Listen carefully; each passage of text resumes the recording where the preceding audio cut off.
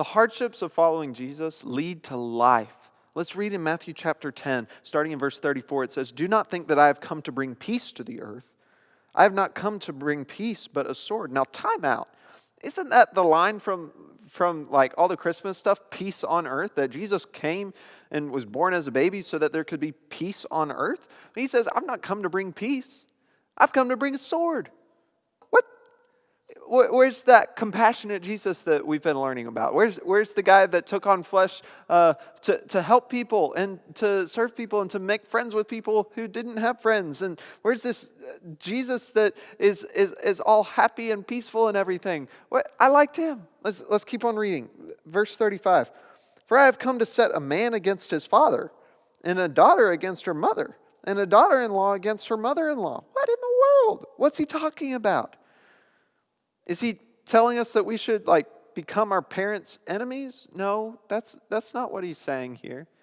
What Jesus is telling us, he's describing what happens when a sinner who's in the midst of a bunch of other sinners, he's describing what happens when that person decides to follow him. He's saying a lot of the time there's going to be conflict that happens with that. If you commit to really following Jesus, a lot of the people that are closest to you are not really going to be okay with the results of that. Now, this can be more true in certain contexts than others. If you think about a lot of people from Muslim families, it's really difficult to get Muslims to convert to Christianity, because a lot of the time when a Muslim becomes a Christian, their family disowns them. They're absolutely separated. They won't even speak to them.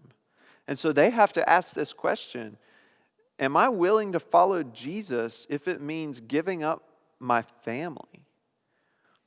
Now, it might not look quite so drastic for you, but you do need to ask the question, would I be willing to follow Jesus if it meant giving up my closest friends? Would I be willing to follow Jesus if it meant giving up my family? Am I willing to follow Jesus if it means giving up the things I value most in this life? He says in verse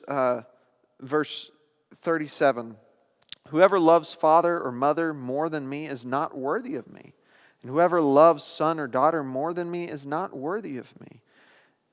And whoever does not take up his cross and follow me is not worthy of me." A cross, we kind of lose context on this because of our familiarity with Christianity, but a cross is an instrument of torture and execution back then. So when he says whoever doesn't take up his cross, he's saying, hey, you're going to forsake comforts, you're going to forsake security, you're going to forsake, sometimes it might even seem like life you are forsaking in order to follow me. In verse 39 he says, "Whoever finds his life will lose it." So this is what Jesus has been telling us all along. Are you going to put your treasure here in this life? Are you going to put all your stock in the things of this life and build up this life for yourself?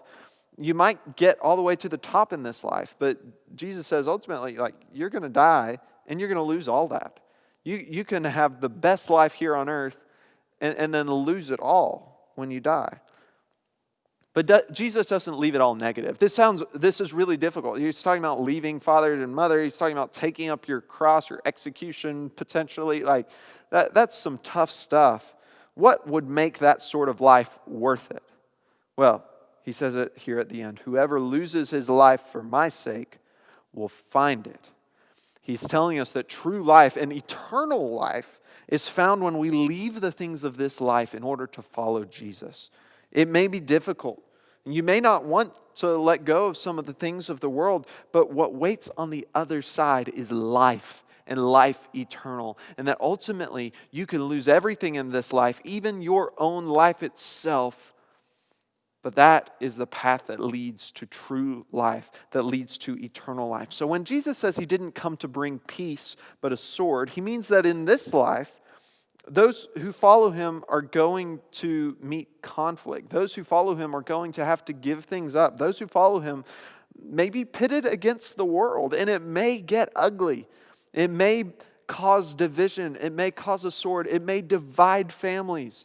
It may be a struggle. But ultimately, in the end, there is peace for those who follow Jesus and find their life in Him.